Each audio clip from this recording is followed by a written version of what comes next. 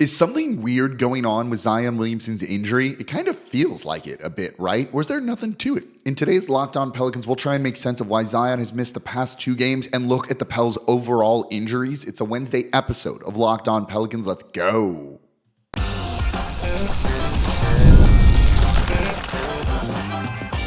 You are Locked On Pelicans, your daily New Orleans Pelicans podcast, part of the Locked On Podcast Network, your team every day. Welcome to another edition of Locked On Pelicans, the daily podcast covering your favorite team, the New Orleans Pelicans at NBA, part of the Locked On Podcast Network, your team every day, available wherever you get your podcasts and available on YouTube. I'm your host, Pelicans Insider, credential member of the media, Jake Madison, at NOLA Jake on Twitter. Here with y'all on this Wednesday. Had to miss yesterday's show. You can hear it in my voice. I am struggling here, folks, but I wanted to get this show out. I hope we'll hopefully be feeling better tomorrow, not sound quite like this. But I wanted to get into this show, talking about Zion's injury, the team's injuries overall, and kind of what's going on there. And then we'll talk about that loss to the Portland Trailblazers and why I'm not worried about it given the situation. And I think context around that is important. Today's episode of Locked On Pelicans is brought to you by Game Time. Download the Game Time app, create an account, and use code LOCKEDONNBA for $20 off your first purchase. And of course, thank you for making Locked On Pelicans your first listen. Today and every day, we're here Monday through Friday, the #1 Pelicans podcast. Subscribe wherever you get your podcasts. Join over 10,000 Pelicans fans on YouTube as well. Become an everydayer and leave a comment down below for me. And by the way, we got the Locked On Pelicans daily newsletter. We put out an issue of that yesterday, even though I wasn't able to talk, could write. So sign up for free now at LockedOnDaily.com. That's LockedOnDaily.com to start your day with the all-new free Locked On Pelicans newsletter. So let's get into the Zion Williamson injury situation. This is a little bit weird, I'll be honest. There's something strange here, I think. So let's go through the stated timeline. These are the facts that have been put out there right now. Zion Williamson plays Friday against the Indiana Pacers. He and Brandon Ingram look tremendous in that game. Saturday or Sunday, he tells the team that his right hamstring feels weird, feels off. Something's going on there. He is then subsequently listed as questionable for the Sunday game against the Atlanta Hawks. Sunday, he goes through a pregame warm-up. I watched it, more on warming up in a minute here. But truthfully, watching that, he did not look fully like himself. Something seemed a little bit off, and I didn't think he'd play. There was maybe a little bit of wincing as he went through that warm-up. He just didn't have his usual explosiveness, but he was certainly trying. And normally when he warms up, more on that, in a second, he ends with a dunk. He didn't do that in this. The Pelicans lose that game. Monday, second night of a back-to-back, he was listed as questionable, but we didn't see him warm up. And when we spoke to head coach Willie Green before the game, Willie Green said he was out. But this time it's with a right thigh injury, not the hamstring injury. So a different one. Zion did not attend the game at all. And post-game, Willie Green said it was doctor's orders for him to stay home. And he mentioned both the hamstring and thigh injuries, basically saying that they're more of a day-to-day thing than it is, like a long-term thing. So truthfully, this is a little bit weird. Let's take it at face value, like those stated facts, and assume there isn't anything else to it. Why go, or how do you go from questionable with a warm-up to kind of truly being out? There was some talk, and I talked to people with the team and others around the team basically being like, yeah, Zion's not going to play on Monday. So how do you go from questionable to just truly out? Did something happen during that warm-up on Sunday evening? Did something else happen maybe Monday? And if it did, given the previous hamstring injuries, I totally get being cautious. The past 2 years, his season has ended because of a hamstring injury. He only played 30-something games 2 years ago, didn't play after January 1, and then last year hurt his hamstring, couldn't play in the postseason against the Oklahoma City Thunder after that play-in tournament game against the Los Angeles Lakers. I totally get being really cautious with hamstrings. From what we've learned about hamstrings in my time covering the NBA, they're really tricky injuries. There's not a whole lot you can do, just some stationary shooting, not really moving. You're just kind of sitting and waiting for the body to heal. There's not like a surgery you can do. I'm sure there's treatment options and things like that, but it's just a really limiting injury that just takes time. So to play it cautious with Zion Williamson and have him miss 2 games, Yeah, I think that makes a lot of sense here. But if they're being that cautious about the injury, why not get imaging done? And when I'm recording this, there hasn't been an announcement of any sort of imaging being done. If you're really worried about it and it's like beyond just rest, why not get it looked at? Do whatever the imaging is. Why not get that done? And it feels like they would have announced something like that. And maybe they did, and they're just not publicly reporting that, right? So that just makes it feel a little bit weird. How does it go from a hamstring to a thigh? I'm not a doctor. Maybe someone who knows more can comment in the comments down below, and please maybe shed some light if you're qualified for that. But we're not doctors, and it's a little weird to try and speculate on things. But yeah, something about this is a little bit off. Now, it could be nothing, but I also think that something feels off just because of the way injuries have been handled in the past. And look, you're not going to like what I'm about to say here, but I don't think they owe full transparency with injuries to fans or anything like that. It's just the nature of this. It's a secretive business. You're looking for any sort of competitive advantage. They're not going to really ever be truthful about any injury. Basically, every team is the same way.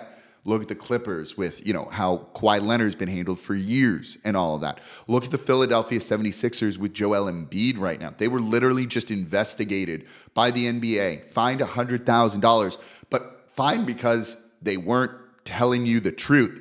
And the NBA in the finding the Sixers notably said oh yeah, he's too injured to play right now. It was just the way the Sixers put it out there was not totally truthful. No team does this. And maybe the Pelicans get looked at by the NBA. I think there's potential for that here. So you see all of that. And look, some of this is not a decision by the team, and I don't necessarily think it's the team's fault here. There are literally rules and laws that limit the information the team and others associated with the team can report on and say without the player's consent. And players tend to be very secretive about that, that stuff. Sorry, fighting this off. This is hard, y'all. So, coaches often know more than they can say. And this has been proven with Zion previously. There's been a lot of reporting to that, going back to the bubble a couple of years ago during COVID. So fans are going to look at this and be freaked out and nervous and immediately just jump to we're not going to take it at face value. And I get it. That's kind of like a learned behavior based on what has been reported before when it comes to things like that. I don't necessarily think that's the team's fault. I think it's just the nature of this, and it's kind of how it goes here. So it just leads to everyone feeling like there is something more to it than Willie Green saying it's day to day, especially when it's like the hamstring, then a thigh, so your quad injury. That's a little bit odd. And maybe we'll get more clarity tonight against the Cleveland Cavaliers. Look, the Cavaliers are 8-0. They look like one of the best teams, if not the best team in the NBA right now. Pelicans could use Zion Williamson. They've fought hard the past 2 games. They could have beaten Atlanta and Portland with Zion Williamson in there. He wants to play. We know he wants to play. I don't think this is a dude that's just skipping games. And the team saying just stay home, rest, unless they're covering for him, which they've done it in the past. So I'm not saying it is or isn't that. Then I do think maybe it's just an injury and he's got to rest. And given how that's ended his past 2 years, you want to be cautious with that sort of thing.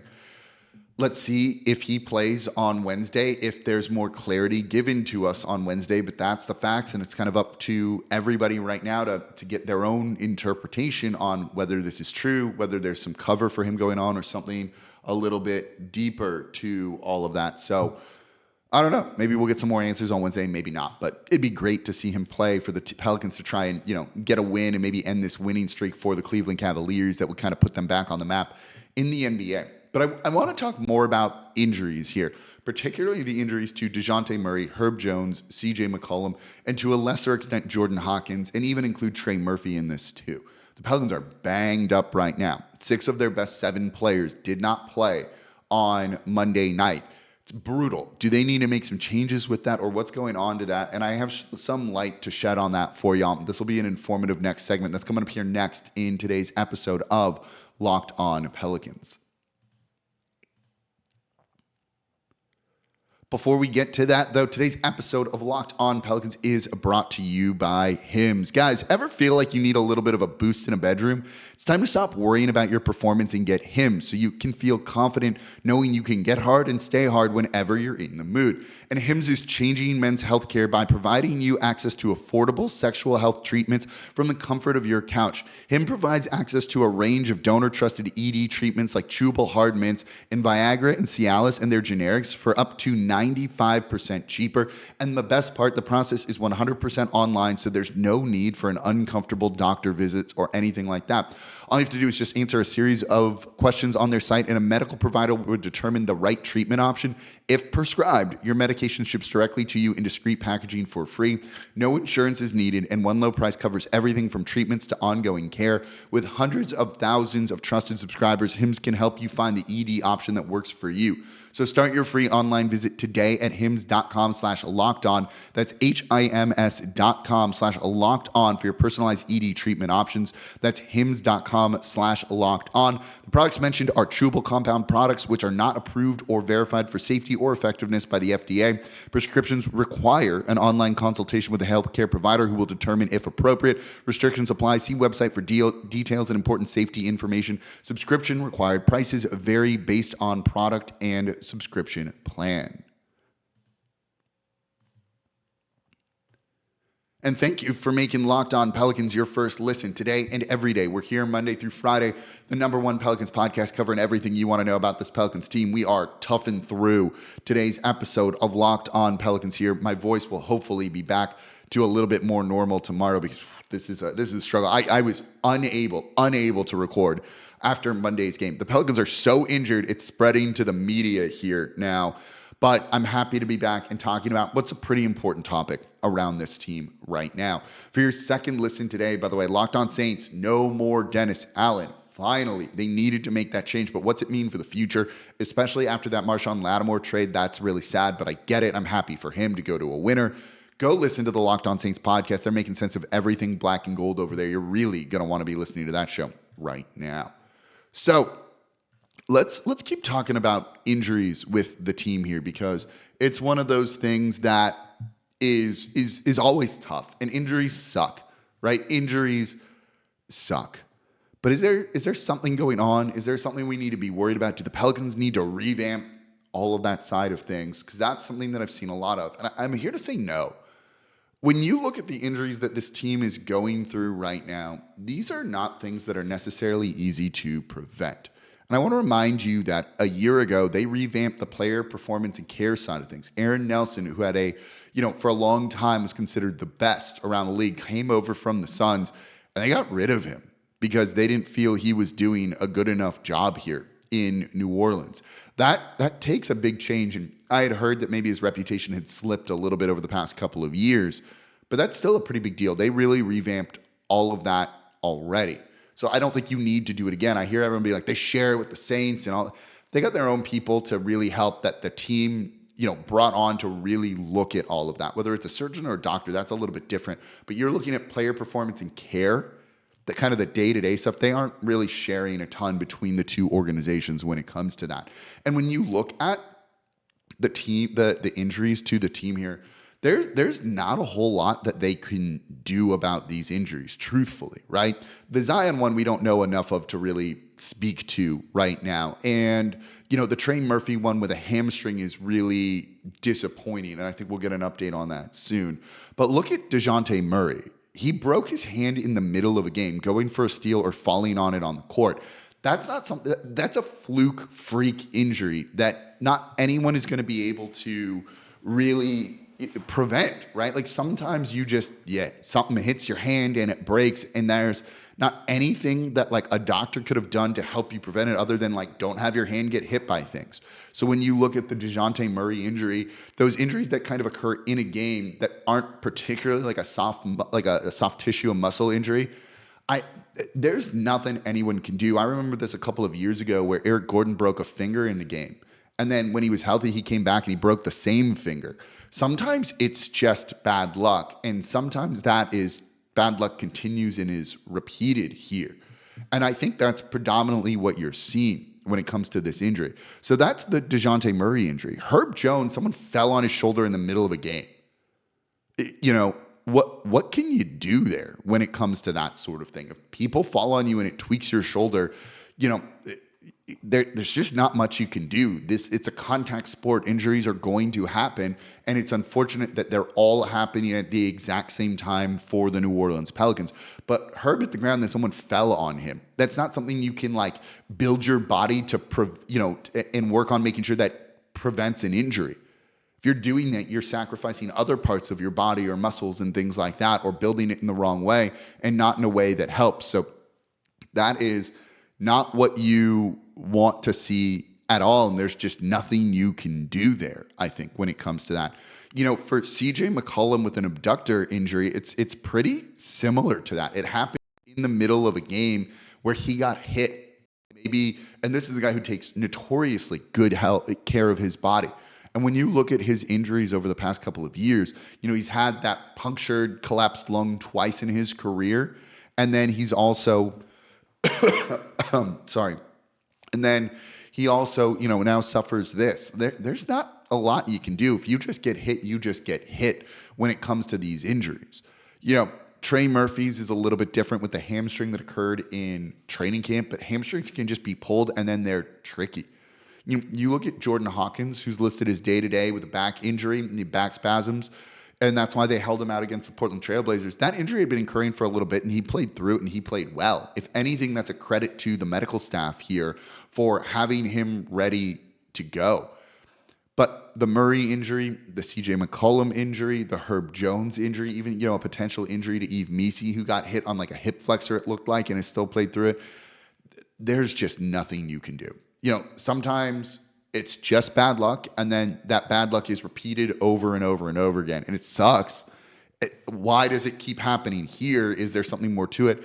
They've made enough tweaks that I don't think you look at these and see them as anything that's connected. It's a different staff than it was 2 years ago, and these injuries occurring in the game is one thing. If you were having tons and tons of injuries coming out of practices or working out, running, cardio, weightlifting, all that, that'd be a different story. But that's not what's occurring here. So in general, when you look at them keeping Ingram healthy last year, Zion Williamson healthy last year, I think they've done a good job when it comes to all of this. And so I don't think they need to make any changes. There's not as much of a connection with the Saints as you would think when it comes to this sort of thing. This is just truly bad luck. Look, it's like if you were to flip a coin and it comes up heads 10 times in a row. It's very unlikely that would happen, but it can. Think about it coming up heads 25 times, 50 times. It is possible. It is actually possible for that to happen. It doesn't mean that there's something causing it. It just is how it goes. Bad luck is a thing, right? That kind of random chance, random variance is what makes sports fun. Otherwise, we would be crowning the Celtics the champions right now, but we're not going to do that. So, I don't want to say this is a good thing because it's not, but this is something that makes sports interesting, keeps them unpredictable. So this happens in there. It's kind of built into the way that these sports operate. Otherwise, it's just, assemble the best roster, and then we don't need to do it. It's the Celtics, right? The Celtics have the best team in the league. We know this. Give them the title, but that's not why you do it, because maybe a guy goes cold for whatever reason, misses a couple of shots. You've seen that swing a potential finals between, the Golden State Warriors and Houston Rockets, where Houston just missed every 20-something in a row. Otherwise, they would have won that game if they had just made one of those. That stuff can happen. I think that's happening here just on the bad end for New Orleans when it comes to injuries, that it's just repeated bad luck. And it's also one of those things when you see this team competing, and I want to talk more about it in the next segment here, because I do think if you're looking for moral victories, that was one of them against the Portland Trailblazers the other night. I really do want to talk about this game. Honestly, that game was encouraging for a number of different reasons, and I'll explain why. That's coming up here next in today's episode of Locked On Pelicans. Today's episode of Locked On Pelicans is brought to you by Built over at joinbuilt.com. Listen up, renters. Ever feel like you're stuck in this loop of rent payments, just watching your money vanish into thin air? It's time to turn that rent game around and start earning some serious rewards. And that's where Built Rewards comes in. Built is breaking ground as a neighborhood rewards program that hooks you up with points on your rent. Every month, pay your rent and watch the Built points roll in. Use the points to jet off on a dream vacation. Put your points towards a flight or a hotel stay with 500 plus airlines and 700,000 hotels and properties. You can also use your points to book fitness studio classes, redeem them towards a future rent payment. They're designed to meet your lifestyle. So pay rent hassle-free through the Built Rewards app. Your rent game just got a major upgrade.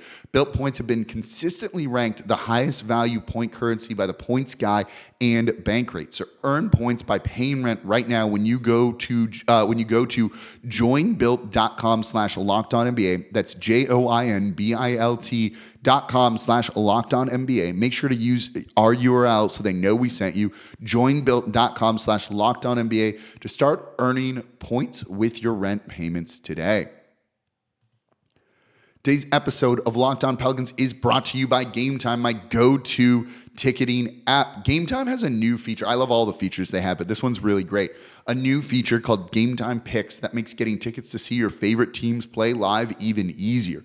And Game Time Picks filters out the fluff to show you only incredible deals on great seats so you don't have to waste time searching through thousands of tickets. Other features that I love, toggle the all-in pricing. This is what I do.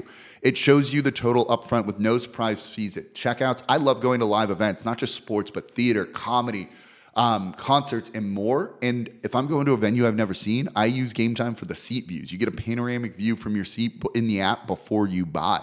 So take the guesswork out of buying tickets with Game Time Picks. Download the Game Time app, create an account, use code LOCKEDONNBA for $20 off at your first purchase. Terms apply. Again, create an account, redeem code LOCKEDONNBA for $20 off. Download Game Time today. What time is it? Game time.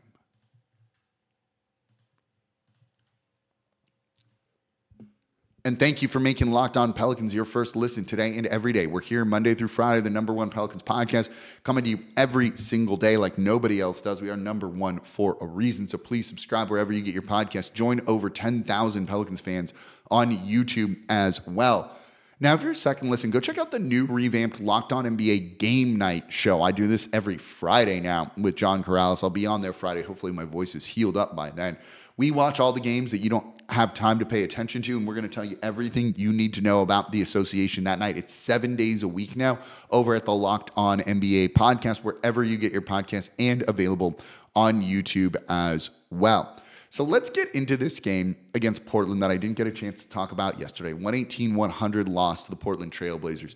You might be feeling bad about this loss. I'm not. I feel really good about this game for the New Orleans Pelicans. They only lost this game with about 6-7 minutes to go, and it really didn't get away from them till about 5 minutes left in the game. This team is down 6 of their 7 best players, including their best player in Zion Williamson. This is a team that started Jose Alvarado, whose career started out on a 2-way deal, and at times has been a little too undersized to be really consistent in the NBA. They started Brandon Boston Jr., who wasn't with the team in training camp. They signed him right before the season started on a 2-way deal. Rookie Yves Missi, who we all said was going to be way too raw and wouldn't contribute right away. Jeremiah Robinson-Earl, who last year was on a 2-way deal for New Orleans, who was kind of signed as an emergency depth situation piece for them last year, and then is playing more minutes than he probably should be in this one. And then Brandon Ingram. There's one bona fide, good starter. Brandon Ingram. Jose Alvarado can be a fine spot starter, but Missi, I think you'd probably rank him as the worst starting center in the league right now. That's fine. He's going to get better. He won't stay there. Brandon Boston Jr. is barely in the league. Jeremiah Robinson-Earl was barely in the league. And some of the other guys that played significant minutes in this game are Daniel Tice, who was almost out of the league, Jalen Noel, who they just signed, and I don't even know if he's gone through a full practice with the team, Jamal Cain, who's on a 2-way deal. These are all guys that are barely in the NBA. That was the Pelicans' rotation. And you might go, well, Portland's not good either.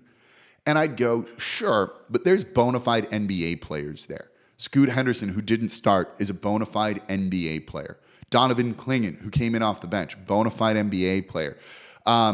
Delano Blanton, who lit New Orleans up in 12 minutes in the fourth quarter for 20 points, is a bona fide NBA player. And that's just their bench. Simons is an NBA player. Ayton is an NBA player. Jeremy Grant is an NBA player. Vija is an NBA player. There's far more talent, in my opinion, on this Portland team than there is on the Pelicans as they are right now. You add in those 6 other guys that are out injured: Dejounte Murray, CJ McCollum, Trey Murphy, Herb Jones, Jordan Hawkins. I'm forgetting somebody else in here too. And this is an entirely different story. Who else did I forget? Oh, and Zion. Yeah, that one. This is an entirely different game. They did the best they could. You're not going to expect this team to win this game. That should not have been the expectation going in with all of the injuries that they had. The fact that they competed for 44 minutes of the game is a really incredible thing. And when you look at this game, you could nitpick it to death. We could nitpick that, with Brandon Boston Jr., who I thought should have started and who I think has been really good for the team. I'm a Brandon Boston Jr. fan. 20 points on 9 of 15 shooting is great. I'm going to take that every day of the week for this guy. He was awesome. Brandon Ingram has looked phenomenal in this game. 27 points on 24 shot attempts. He was 1 of 8 from 3, but taking good looks from 3. 7 assists. And we're going to do a film study. I'm going to do a bonus show for y'all to make up for missing the other day. Those are the only offensive threats. So you can nitpick Willie Green should have had both of them in at the start of the fourth quarter, then both of them on the bench. But they basically just ran an 8-man rotation in this game. Kind of 9, but not really. Like maybe 9.5, 8.5 guys here. You got to rest them. The fact that this team played as well as they did was really great. If you want to nitpick, you should have had Brandon Boston Jr. and Brandon Ingram on, one of them on the court there. Like, sure. But that's not why they lost the game. That's nitpicking. They lost the game because of a lack of talent. It's as simple as that, right? They ran out of steam late in the game on the second night of a back-to-back when, truthfully, I thought they battled their asses off in this one. And when I watched this game, I saw offense. I saw them running good sets and core principles that are what you wanted to see from them. And if you remember a week ago, I was ready to call for Willie Green to be fired. You didn't even say that I was saying that. I said they needed to look like a different team on this homestand. And while they're 1-2 and massively injured, they've looked like a different team. They are running offensive sets. They're running offensive plays. Look at Brandon Ingram coming off of those pick and rolls. And when guys go under screens on him, taking the pull-up 3. That's great. You didn't see that from him before. You didn't see that last year. Look at the way that they ran Jordan Hawkins through tons of screens to spring him open for 3-point looks against the Atlanta Hawks. That's a game where it was Brandon Ingram and it was Jordan Hawkins, and those were the threats. There's no reason that Hawkins should have gotten 8 good 3-point looks, except it was coaching finding ways to get him open. Right? It was easy to mark him out of the game when you only have 2 offensive threats on the court at a given time. And the Pelicans found a way to try and manufacture it. It's process over results, and you're actually seeing a very good process from the team right now. One of the things to note, too, is look at how many baseline cuts from the corners you're getting. You're kind of seeing more lob opportunities or more of those drive and then dump it off to a guy cutting from the corner who just goes up for a dunk. You haven't seen that a lot of the time. They're running actions. They're running movement. Is it perfect? No. Are they turning the ball over too much in this game? Yes. Of course. They had 16 turnovers, I think, in this game. Where's the number here? Just 12? Felt like more than that. Brandon Ingram had 4. But look at who's starting. This team isn't going to be out beating guys. They're going to make mistakes. They're limited by the talent that they have here, and that happened in this game. Again, they could have been blown out from the start. They didn't. They competed. They fought. That's a really impressive thing, in my opinion. They're doing the right kind of things.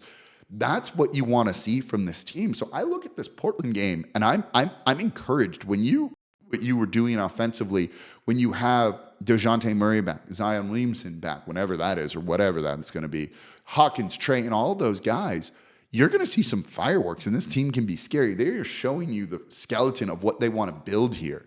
They just need to fill it out with the talent, the muscle here. They don't have that right now. I'm not looking for them to be good. I don't love some of the things Willie Green says after his post-game press conferences, but I liked what he'd said about this game, which was, when you're that injured, all you can kind of look for is guys to go out and play to the best of their ability. And truthfully, I thought the team did a really good job of that. Would you have liked them to make a couple more shots? Yeah, probably. 10 of 35 from 3 isn't great, but they're taking good looks. And that's the important thing. They're not just forcing shots or anything like that. The process is good right now. The results aren't, but the process is. And with the better players, you're going to be able to get some of those guys back, and that's an important thing. So I'm excited for what this team can do if and when they get healthy and hopefully turn the season around. But we'll see. It's also going to depend on Zion Williamson and what's going on there, and maybe we get an update. But yeah, something feels weird. Maybe it's not, but given what's happened in the past, feels weird. That's something to keep in mind too. And that's going to do it for this episode of Locked On Pelicans. I got to stop talking. I appreciate y'all so much for being here. As always, I'm your host, Jake Madison, at NOLA Jake on Twitter. I will be back with y'all on Thursday to recap the Cavs game. I'm lost on what day of the week it is. I need to go to bed. I'll catch y'all later. I'm going to go take my antibiotics, and we'll talk some more Pelicans tomorrow.